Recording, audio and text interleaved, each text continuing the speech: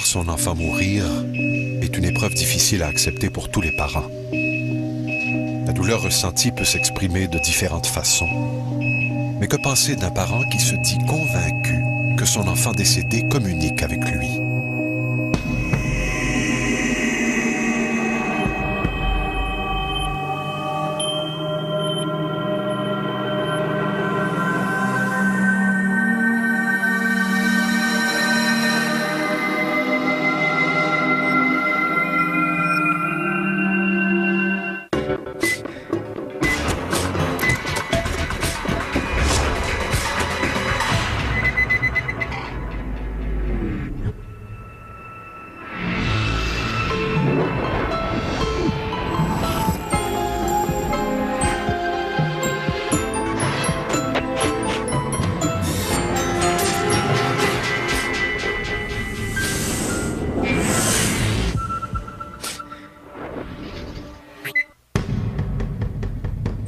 Nous avons tous entendu des histoires toutes plus intrigantes les unes que les autres de communication avec l'au-delà.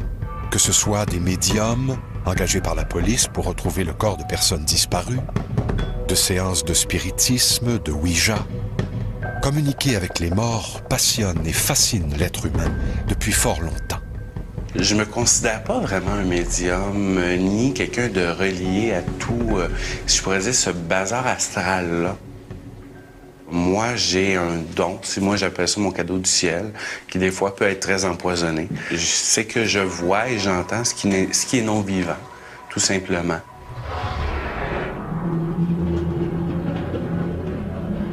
La plus grande révélation par rapport aux âmes, ça a vraiment été de savoir qu'elles ont besoin de nous, de l'autre côté. Le fait que les âmes viennent me voir et me parlent, me demandent certaines choses, me fait comprendre que le passage de la mort, oui, c'est un état qui change, mais ce n'est pas un passage qui est si simple que ça.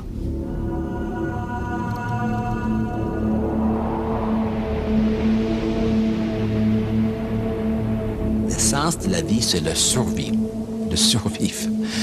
Alors, si notre espèce existe parce que nous avons réussi à survivre, donner naissance à des enfants et des petits-enfants, etc. Donc, une façon de réduire la vie, c'est-à-dire c'est de survivre. Alors, si on imagine le survie dans notre vie, à tous les jours, on va certainement imaginer un survie après notre propre mort. Tout le monde se projette après la mort parce qu'on ne peut pas imaginer le néant. C'est impossible. C'est une mission impossible. C'est l'ignorance qui fait que l'on a peur, parce que personne ne leur explique exactement ce que peut être la mort. Et c'est comme si aujourd'hui, dès que quelqu'un essayait de parler de ses expériences et donc d'apporter un témoignage de réflexion solide ou sensé, c'est comme si on disait « Oh non, non, on ne veut pas le savoir », comme si l'espoir faisait peur. Alors que je crois que plus on apprend à investiguer dans ce domaine-là, plus on apprend à moins avoir peur de la vie, parce que la vie prend un autre sens. Linda Lafortune a trouvé dans la communication avec les esprits un grand réconfort. Son histoire permet de mesurer jusqu'où peut aller la relation mère-fils.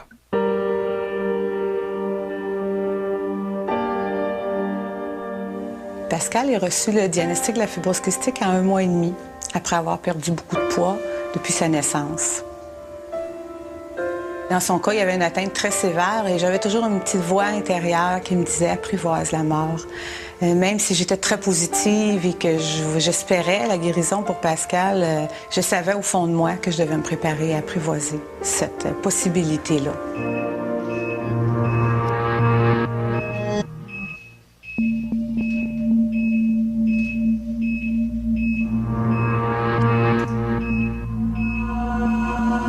Un petit peu après le diagnostic, j'ai fait un rêve assez particulier. J'ai vu Pascal, qui avait 16 ans, qui était couché aux soins intensifs, branché. Il me demandait de le laisser partir. Et j'avais tout les médicales autour qui voulaient s'acharner à le maintenir en vie. Et j'ai crié qu'il devait lâcher, qu'il devait partir. Et quand je me suis réveillée, mais c'était comme si je ne dormais pas. Et j'ai toujours eu cette image-là.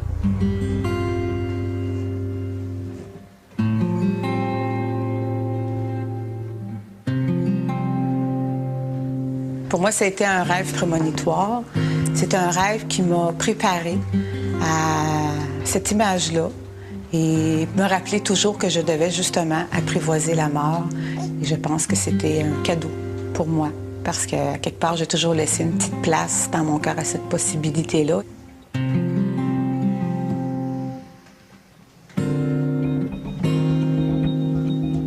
Moi, je vois les rêves comme un pont entre le conscient et l'inconscient.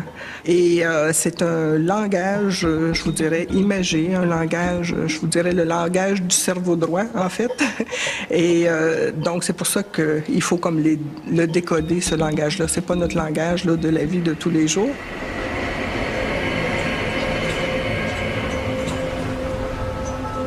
J'ai souvent des témoignages de personnes qui, effectivement, ont des contacts avec des personnes décédées.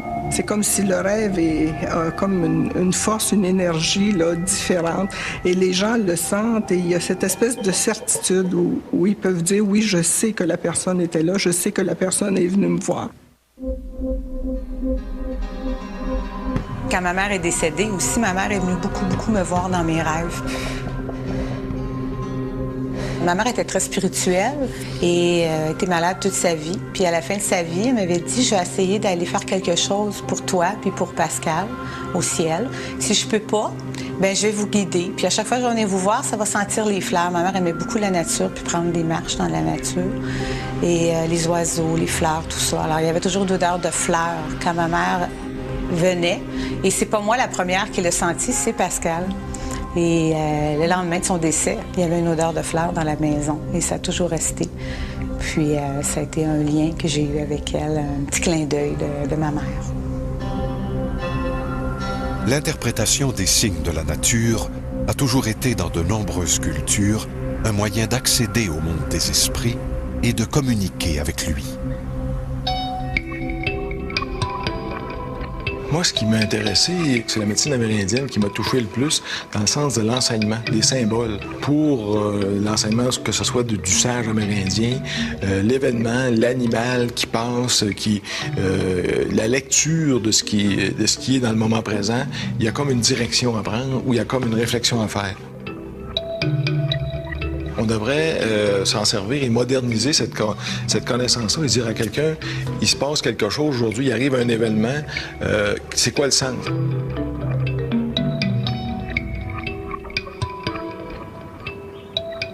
Le jour du décès de ma mère, il y a 3 oiseaux qui sont venus chez moi, chez mon frère et où est-ce que ma mère demeurait, toutes les 3. Moi, l'oiseau est venu près de la fenêtre, dans la fenêtre de chez moi, puis il a cogné.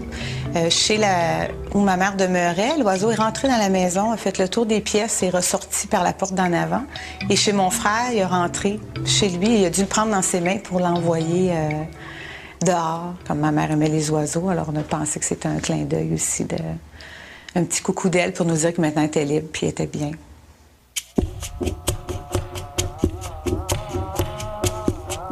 Après la mort, lorsqu'on rend notre dernier souffle, on ne va pas nécessairement tout de suite dans un endroit particulier.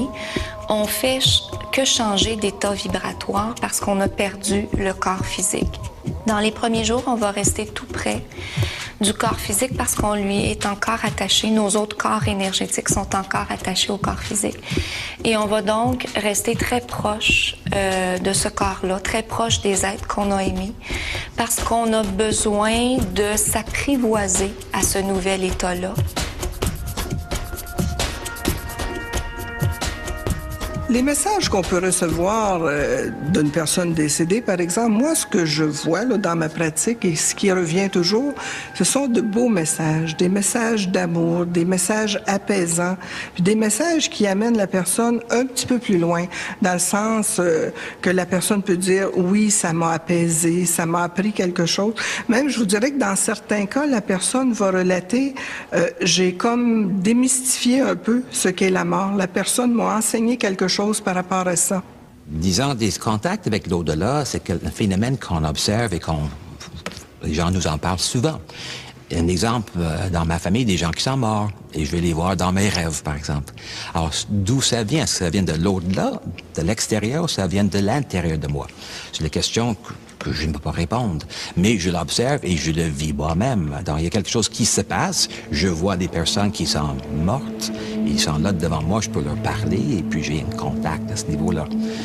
C'est quoi l'origine de ça? Encore là, je reste avec cette sensation de monde mystérieux où on n'a pas toutes les explications. Souvent, après le décès de ma mère, j'entendais Pascal, quand il allait se coucher, il était branché avec le gavage. Et je l'entendais toujours marmonner. Il parlait pas fort. Puis je lui demandais, à un moment donné, à qui tu parles? Il me disait, je parle à grand-maman. Alors, il lui racontait sa journée, il lui racontait ses inquiétudes. Puis c'était tout à fait normal pour lui. Ma mère, elle avait une ouverture, une spiritualité qui était très grande. Et c'était sa certitude qu'elle se libérait de son corps de misère pour aller nous aider. Pour elle, c'était clair, c'était certain. Et qu'elle pouvait même peut-être guérir son petit-fils d'en haut. Et c'est ce qu'elle aurait voulu. C'est ce qu'elle aurait voulu du plus profond de son cœur. Qu'on y croit ou non, il faut avouer qu'il y a quelque chose de rassurant à penser qu'à notre mort, l'esprit des gens qu'on a aimés sera là pour nous accueillir dans cet ailleurs mystérieux et inconnu. Nous avons tous des facultés de médium à l'intérieur de nous, puisque nous sommes d'abord et avant tout une âme. Qu'est-ce que c'est d'être un médium? C'est d'être un canal, de percevoir l'énergie dans ce canal-là qui entre à l'intérieur de notre corps physique. Et quand je dis que tout le monde est médium, oui, c'est vrai, mais c'est pas tout le monde qui ont la capacité, pas la capacité, mais la passion et le désir de développer cette médiumnité-là de façon consciente. Il y a des peurs, il y a des croyances qui fait qu'on n'ira peut-être pas vers cette direction-là.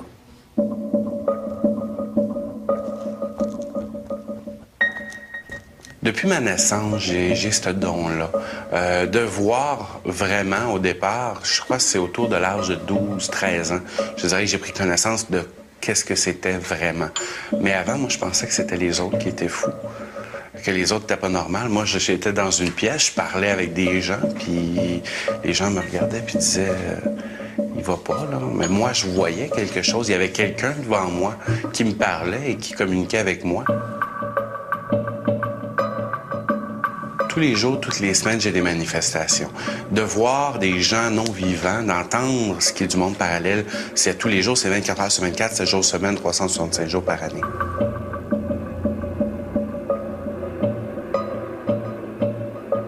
Ça va être soit des manifestations, soit de personnes qui, d'en haut, ont entendu parler que je suis capable, que je les vois. Ça se sent, ça se dit. Et on va m'apparaître. Plus tôt, je pourrais dire, avant, on me demandait de faire des choses. On me demandait, il faut que tu appelles telle personne. Non, regarde, ça, c'est à un moment donné, là, je me vois mal appeler quelqu'un puis lui dire, j'ai ton mari ou ta femme devant moi, puis qui est décédé. Je vais me faire interner vraiment dans un asile psychiatrique. La maladie et la mort ne sont pas des réalités faciles à accepter, surtout lorsqu'elles touchent des enfants qui ne demandent qu'à vivre. Pour Pascal, d'être hospitalisé, c'était sa deuxième maison. C'était un enfant qui vivait beaucoup l'émerveillement et le moment présent. Et il s'est fait plein d'amis là-bas. Il était aimé et très compliant aussi à bien se traiter et à essayer de guérir naturellement dans le combat pendant toutes ces années-là. Lui, c'est pas à la mort qu'il pensait, c'était à la vie. Et il voulait vivre chaque instant. Alors, il s'est fait beaucoup d'amis au niveau même des médecins, infirmières, Inalo, tout le monde.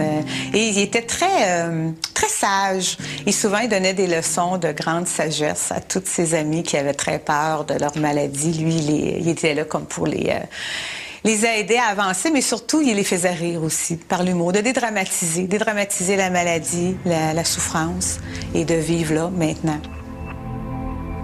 Pascal avait une grande sagesse. Dès son jeune âge, c'était comme pour lui normal d'avoir la maladie, de tousser, de passer 12 heures par jour à faire des traitements. Mais si on avait 5 minutes, c'était qu'est-ce qu'on fait? Est-ce qu'on joue? Est-ce qu'on rit? Est-ce qu'on a du fun?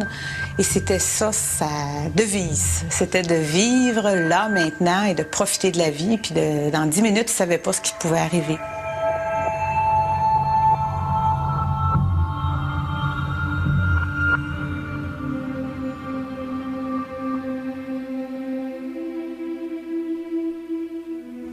La dernière année 2003 a été très, très difficile pour nous parce que moi, je sentais qu'on approchait de la fin. Et dans mon cœur, je le sentais, mais dans ma tête, elle ne voulait pas du tout. Les médecins rentraient dans la chambre, ils étaient pâles, très, très malades. Et comment ça va, Pascal, aujourd'hui? Ça va très bien. Toujours, jamais il a dit ça va pas bien, jamais il s'est plaint. Mais en même temps, il était beaucoup plus intérieur. Tu sentais qu'il se préparait doucement, mais avec sagesse. Et c'était sans se plaindre, jamais, jamais, jamais.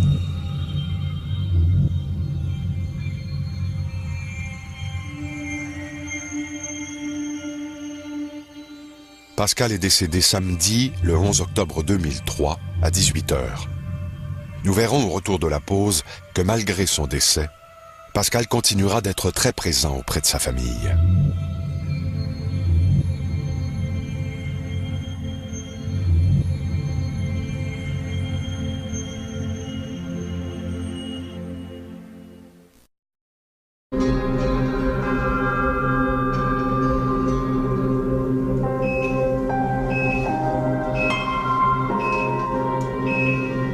C'est avec courage et résignation que Pascal a vécu les dernières heures de sa trop courte vie. Toute la famille est demeurée au chevet du jeune garçon et Linda se souvient d'avoir soufflé à l'oreille de son fils que sa grand-maman l'attendait de l'autre côté. Tout de suite après le décès de Pascal, ce qui a été particulier, il était branché, il y avait beaucoup de machines autour de lui. Alors, ils nous ont demandé de sortir pour le mettre beau, l'envelopper dans sa doudou de Bob l'éponge et ôter toutes les machines qui représentaient la maladie. Et je suis sortie de la chambre et je me suis dit, je vais aller voir en attendant ses amis au 6e 4 pour leur annoncer que Pascal était parti. Et je suis arrivée dans le corridor. Et c'est la première fois que j'ai senti vraiment que mon fils était là au-dessus de ma tête. C'est comme s'il me soutenait pour que je tombe pas. Je lui ai dit, là, si c'est vrai que tu es là et que tu peux m'aider, ben, tu vas venir avec moi. Il faut que j'annonce à tes amis que tu es parti. Puis quand je suis retournée dans la chambre, on avait une petite chanson que je lui chantais, que je lui fredonnais souvent. Et quand on est arrivé dans la chambre, il y avait là, cette musique-là qui jouait à la radio. Alors pour moi, c'était un moment extraordinaire parce que je me suis dit, il aurait pu mettre n'importe quelle chanson et c'était celle-là. Alors je pense que j'avais déjà un cadeau de Pascal à 20 minutes après son décès.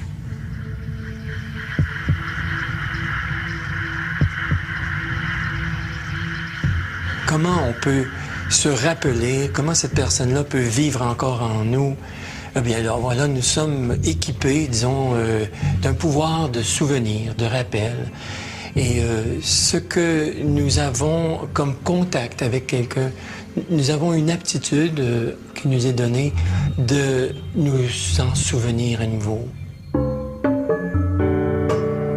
C'est cette faculté que nous avons de faire revivre ou de poursuivre une relation par le pouvoir de notre mémoire, du rappel.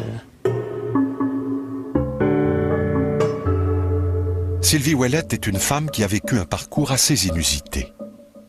Elle est passée de la pratique du notariat à une vie dédiée à la communication avec les esprits. La première fois que j'ai reçu une communication, une demande d'aide d'une âme, ça a été pour moi totalement inattendu parce que je savais qu'il y avait des médiums, mais moi, dans ma conception des choses, je ne l'étais pas. La journée où c'est arrivé, j'étais assis en train de préparer un cours de droit. À un moment donné, je me suis sentie très, très mal, au point de... Je pensais que j'allais m'évanouir. Alors, j'ai fermé les yeux et à la hauteur du 3e œil, s'est mis à se dérouler un film plus clair que je voyais la réalité. Et le lendemain, j'avais commencé à méditer depuis un moment. Quand je me suis installée dans ma méditation, il y a de nouveau un cercle très, très, très lumineux qui est apparu. Et dans ce cercle-là, j'ai senti une présence. Souvent, les gens vont me demander comment tu as fait pour sentir une présence, comment tu as fait pour savoir que c'était elle. Je n'arrive pas à l'expliquer. Le seul parallèle que je peux faire, c'est un peu comme quand on rencontre l'amour de notre vie. Comment on fait pour savoir que c'est l'amour de notre vie? On le sait. S'il est vrai qu'à notre mort, des êtres de lumière nous attendent pour nous aider à faire le saut, sachez que l'inverse est également possible. Du moins, c'est ce que nous révèle Sylvie Ouellette. Les besoins des âmes de l'autre côté sont exactement les mêmes que les besoins lorsqu'on est incarné. On a besoin d'être aimé, on a besoin d'être soutenu, on a besoin d'être accompagné. Alors pour l'âme, ce n'est pas différent de nous, puisque on est une âme, qu'on soit incarné ou pas. Quand on parle, par exemple, de l'au-delà ou qu'est-ce qu'il y a après, on ne se demande pas nécessairement s'il va y avoir des arbres, puis s'il va y avoir de l'eau, etc. Une belle ambiance comme un paradis, mais est-ce qu'il va y avoir quelqu'un? Est-ce que quelqu'un... Alors, le passage revient à ça, c'est je suis là, je rencontre, et à la mort, bien, on peut concevoir facilement qu'il y a encore ces éléments-là, disons, d'une rencontre ou encore d'une compagnie. Est-ce qu'il y a quelqu'un? Une chose demeure certaine, c'est que la mort apporte beaucoup de souffrance pour ceux qui restent. Le décès de Pascal fut triste et le deuil difficile à faire pour tous les membres de la famille. Quand Pascal est décédé, tout de suite après les funérailles, c'est là que pour moi, ma guerre a commencé. Face à moi-même, face à retrouver un sens à ma vie, à me relever de cette noirceur-là et de dire qu'est-ce que je fais maintenant. Et quand je me retrouvais seule, devant mes amis, devant ma famille, j'avais l'air à bien prendre ça. Mais quand je me retrouvais seule, je me mettais à pleurer toute la journée. Souvent, je mangeais pas. Et je priais, je lui demandais, est-ce que tu m'entends? Est-ce que tu me vois? Puis je prenais son oreiller Bob l'éponge et je me berçais avec toute la journée. Je lui parlais. Je me disais, fais-moi des signes. Et je me sentais guidée, je me sentais entourée, mais en même temps, la peur et la souffrance prenaient le dessus et je devenais aveugle à tout ce qui pouvait être amour qui pouvait passer dans mon cœur. C'était le moment, c'était la souffrance qui prenait le dessus.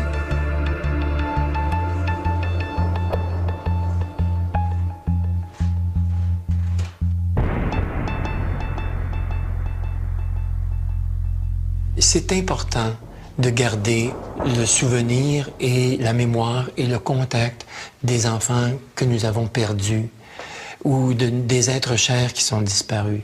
C'est important, mais disons à condition, je dirais, qu'il n'y ait pas dans ces souvenirs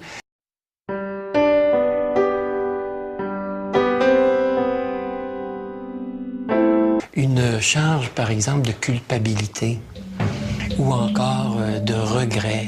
Ce sont des souvenirs que nous nous réapproprions, un bon mot que nous avons entendu un enfant, et c'est par nous que se construisent ces rêves, ces relations avec l'au-delà. La mort est certainement la plus grande leçon d'humilité qui nous soit donnée.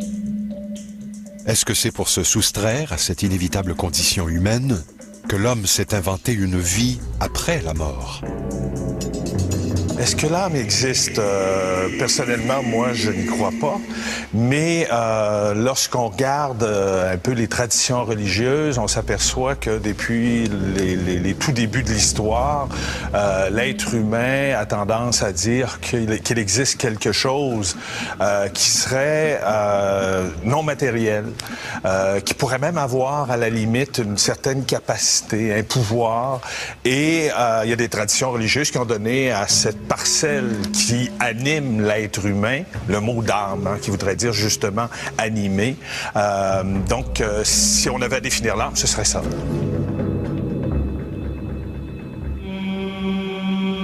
Les âmes contactent les êtres chers ou les êtres plus éloignés qui sont en mesure d'avoir cette ouverture-là pour capter une demande d'aide pour différentes raisons. Je dirais qu'il y a autant de raisons qu'il peut y avoir d'âme. C'est un peu comme dans la vie terrestre, un besoin profond de faire sentir à ses proches que c'est correct, qu'on va bien et que notre route continue. Parce qu'il ne faut pas oublier que l'âme nous voit, nous ressent. Donc, lorsqu'elle nous voit pleurer, parce qu'on est mort. Elle sent réellement le besoin de dire, mais pleurez pas parce que je suis mort. Je suis toujours en vie. Pleurez parce que vous avez de la peine, oui. Parce que c'est difficile, mon départ, oui. Mais pas parce que je suis mort, parce que je suis encore en vie. Souvent, lorsqu'il va y avoir apparition d'un enfant qui est décédé, moi, je vais leur parler, ils vont venir me voir, mais souvent, ils ne comprennent pas. C'est généralement ce qui se passe, ils ne comprennent pas. J'ai toujours donné l'exemple de la petite fille qui court dans mon couloir chez moi puis qui cherche son chien. Elle ne sait pas, elle, qu'elle est morte. Lorsqu'elle est décédée à l'hôpital, elle était en compagnie de son chien et là, elle ne le voit plus. Elle cherche, elle cherche. Elle dit, où est mon chien? Mais là, il faut que tu lui expliques à l'enfant qu'elle est décédée.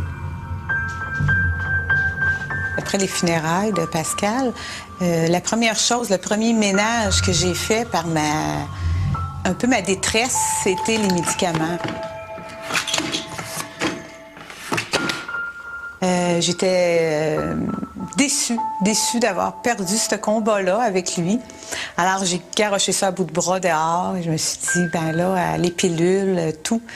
Et j'étais vraiment en colère. Et je me rends compte que j'étais en colère, pas contre la maladie, j'étais en colère contre moi-même, contre la fatalité. Pascal aimait beaucoup Bob l'éponge. Et au funérailles, il a reçu un gros Bob l'éponge à accrocher au plafond que j'ai mis. Et j'avais reçu une pierre, une calcite, une semaine avant son départ. Il disait à tout le monde, aux infirmières, à moi, tous les jours, venez toucher ma roche. Venez toucher ma roche, ça va vous aider pour ce qui s'en vient. Il disait ça la dernière semaine à tous les jours. Tout le monde qui rentrait dans sa chambre, venez toucher ma roche. Alors moi, après son départ, tous les jours, j'allumais ma roche, j'allais mes mains dessus et je fermais mes yeux puis je lui demandais de m'aider puis je pleurais.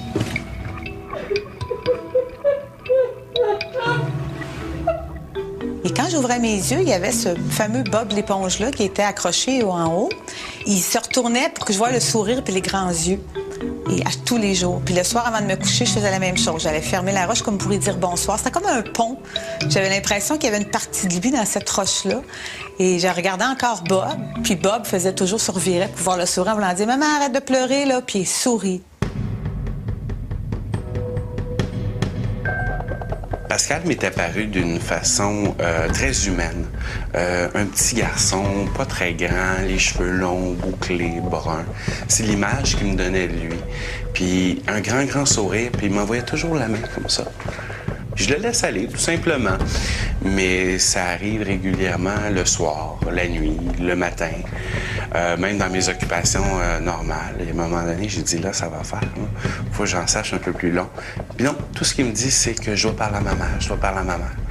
C'est important, il faut que je parle à ma mère. Alors, ça reste tout bonnement comme ça. Ce n'est pas en vain que Linda Lafortune attendra un signe de la part de son fils.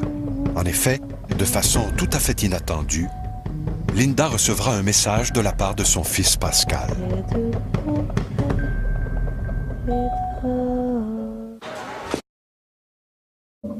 C'est avec difficulté que Linda Lafortune vit le décès de son enfant.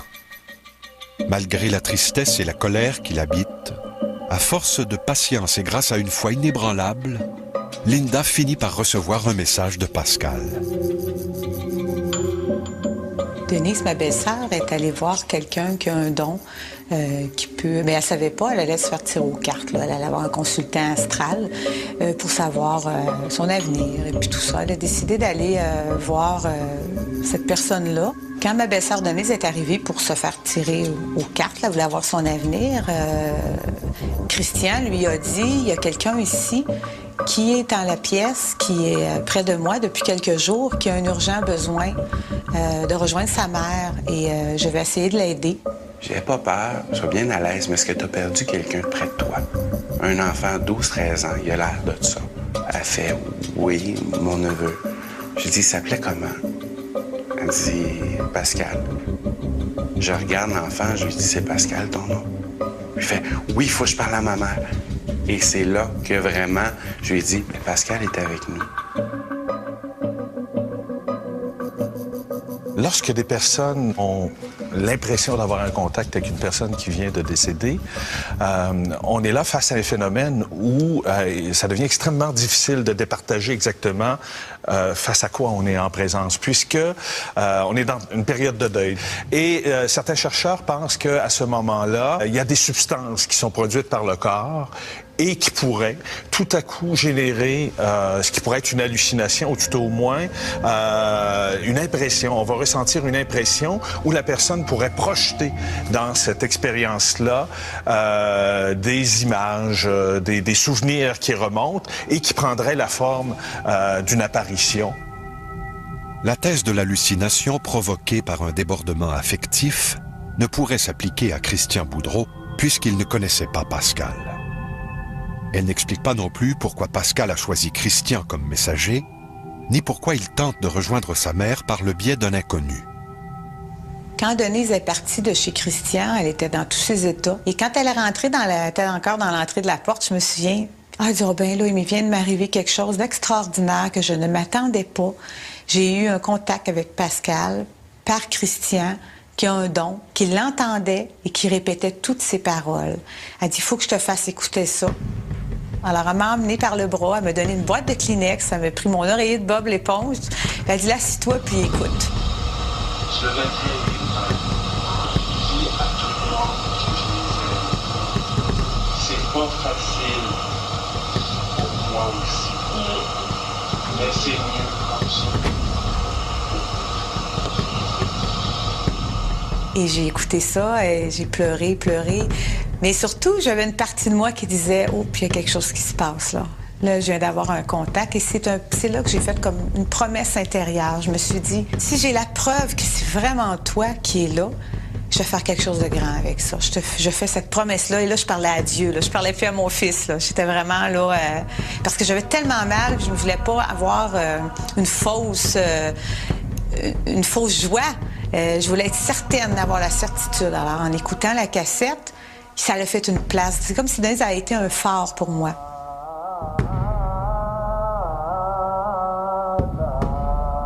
Pour certaines personnes, la communication avec les esprits ne fait aucun doute. Il s'agit même parfois d'une expérience qui se vit de façon quotidienne. Pour ce qui est des gens qu'on soupçonne qui peuvent avoir des contacts avec des personnes décédées, médicalement, j'ai pu constater ça à plusieurs reprises. Il y a des gens qui vont vivre des expériences au-delà du réel, ou peu importe comment on les appellera, extrasensorielles, extrêmement intenses. Et ces gens-là, à mon avis, ne sont pas du tout des psychotiques comme tels. Et ce sont des expériences très enrichissantes. Et souvent, ces gens-là ont à nous apprendre aussi par ces expériences-là. Lorsqu'on regarde la question des phénomènes paranormaux, on réalise que on a là un phénomène dont on se préoccupe depuis presque les débuts de l'humanité. Alors, ce qui fait que lorsqu'on retourne dans les textes anciens, par exemple, même dans la Bible, on a des références au fait qu'il semble qu'il y ait des gens qui font des tentatives pour, par exemple, prédire l'avenir, par exemple, déplacer des objets, et qui fait que ça fait partie un peu de notre patrimoine historique, si on veut, la fascination que nous avons, même encore actuellement, face aux phénomènes paranormaux. Linda Lafortune est partagée entre le doute et le désir de croire que le message livré par Christian Boudreau provient réellement de son fils Pascal. Elle décide donc d'en avoir le cœur net et elle prend rendez-vous avec Christian, se gardant bien de révéler son identité. Quand j'ai écouté la cassette, moi, j'avais pleuré pendant 3 jours avec le toutou de Bob l'éponge. Et je faisais ça quand il n'y avait personne chez moi. Quand mon mari allait travailler, quand mon fils s'en allait à l'école. Et c'est là que je demandais tous les signes du monde, s'il était là, s'il m'entendait, s'il pouvait m'aider. Et je pleurais, j'écoutais une chanson de Marie-Chantal Toupin, « Sans regret », je partirai sans regret. Puis pour moi, ces paroles-là venaient me chercher quand je me disais, mon Dieu, qui était décidé quand c'était le temps, il s'est fermé les yeux. Et il était prêt, lui. Si tu me disais que ça ne se fait pas, je partirai sans aucun regret. Et là, dans la cassette, il dit qu'elle arrête d'écouter cette chanson triste-là, à place qu'elle danse, puis qu'elle danse avec mon toutou. Pour moi, c'était un signe. Il me donnait conseil d'écouter des chansons drôles et de m'amuser au lieu de perdre mon temps à pleurer. Et dans la cassette de Denise, Pascal disait, dis à maman qu'elle allume une chandelle blanche. Et j'avais peur de l'allumer. Je l'ai allumée la veille de mon rendez-vous.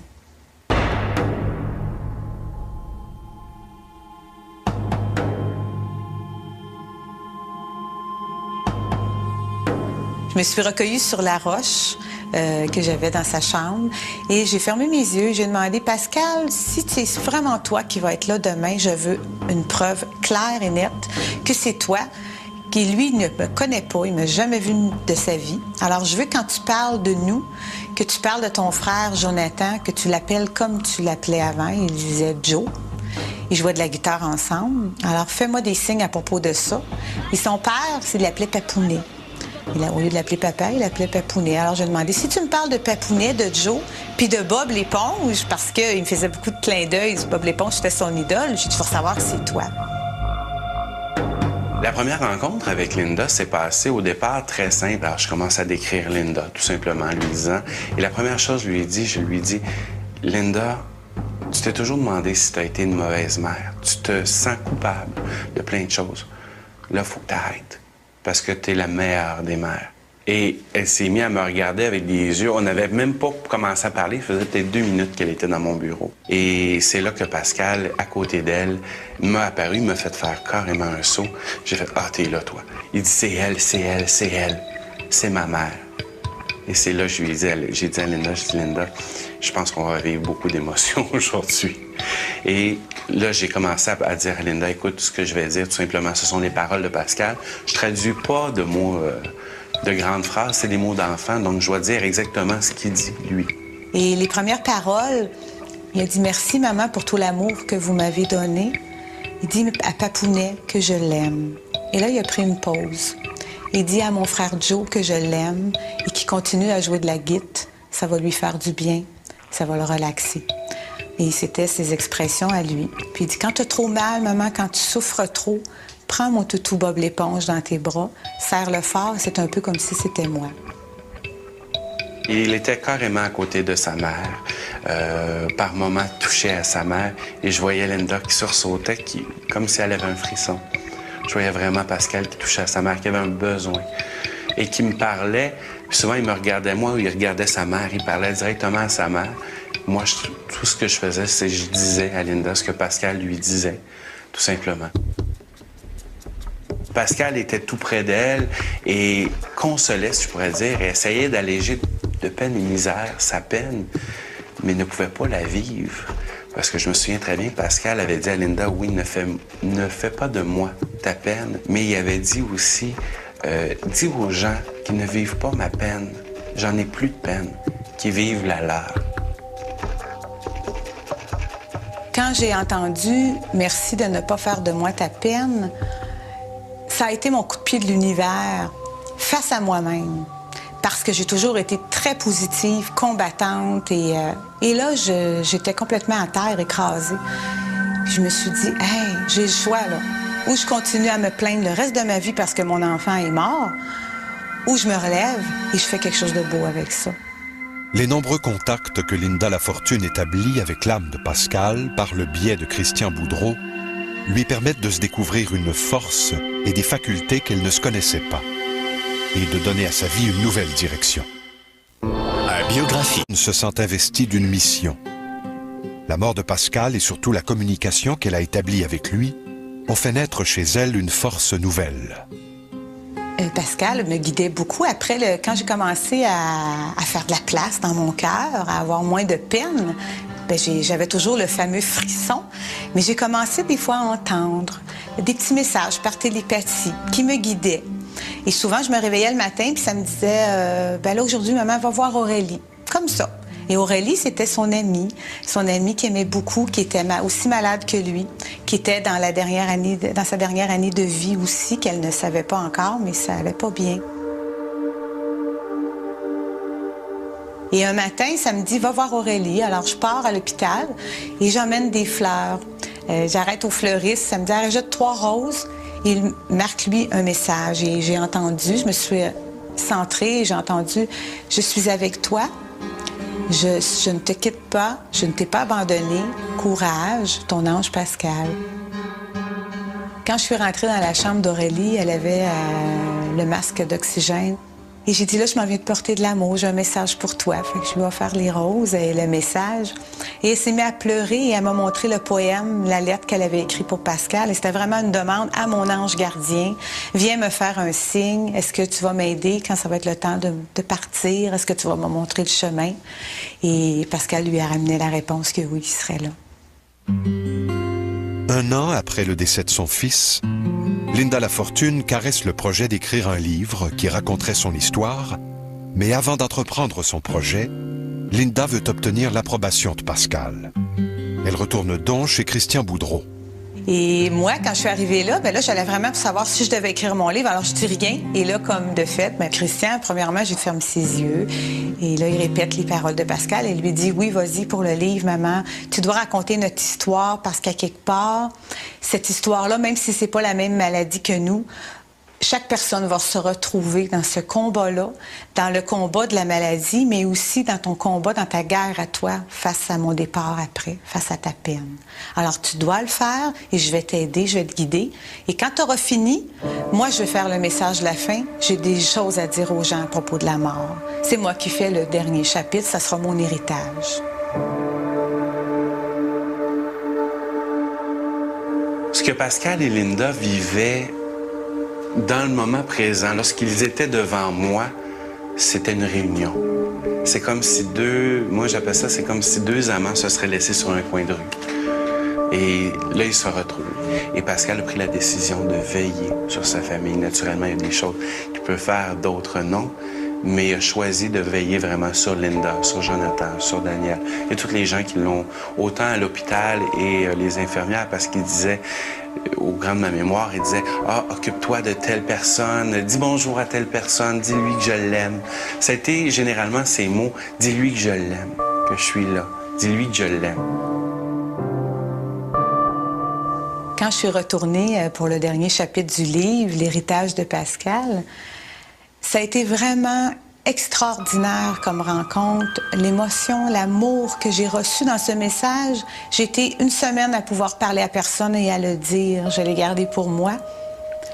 Parce que Pascal est venu vraiment au plus profond de moi, me révéler des choses, de l'amour. Il est venu me dire merci parce que j'avais décidé de le garder en tant qu'enfant malade. On lui a montré les images. Il m'a tout expliqué ça quand il est arrivé en haut du diagnostic, quand le médecin nous a appris.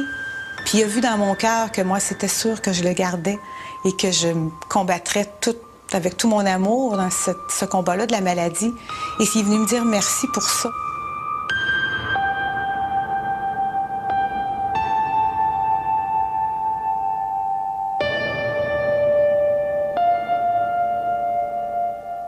Je pense que c'est l'occasion en fin de vie de revenir à cette notion d'un cadeau qui nous a été fait, d'avoir vécu une vie dans un corps.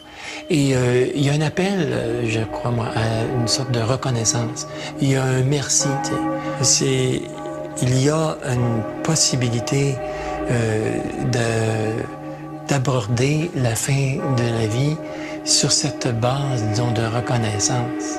Dans la vie, je crois qu'il y a toujours un mystère, puis il faut être ouvert au mystère. Si on n'est pas ouvert au mystère, on essaie de réduire tout à une explication d'une façon ou d'une autre, que ce soit avec une explication tout simplement avec une croyance fermée ou que ce soit une explication plutôt basée sur la science. La chose la plus rassurante que j'ai découvert en communiquant avec les âmes, c'est justement que la vie se continue. Les communications avec les âmes m'ont amené cette certitude-là. Si je crois qu'il y a une forme de vie après la mort, c'est certain. C'est une certitude et je n'en doute pas du tout. Mais c'est un cadeau qu'on porte en nous.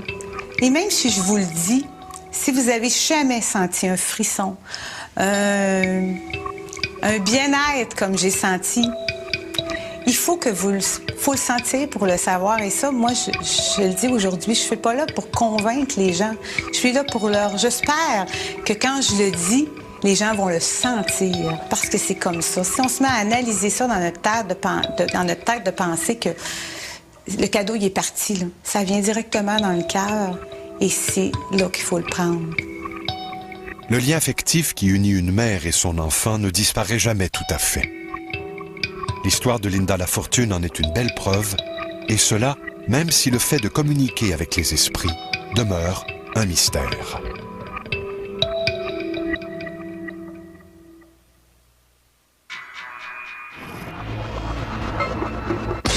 Un crime, un coupable. Ils font parler les indices pour le retrouver. Découvrez les toutes dernières technologies utilisées par les agents d'investigation pour retracer les criminels. Voyez les nouveaux épisodes d'Experts en crime dans un instant à Canal D.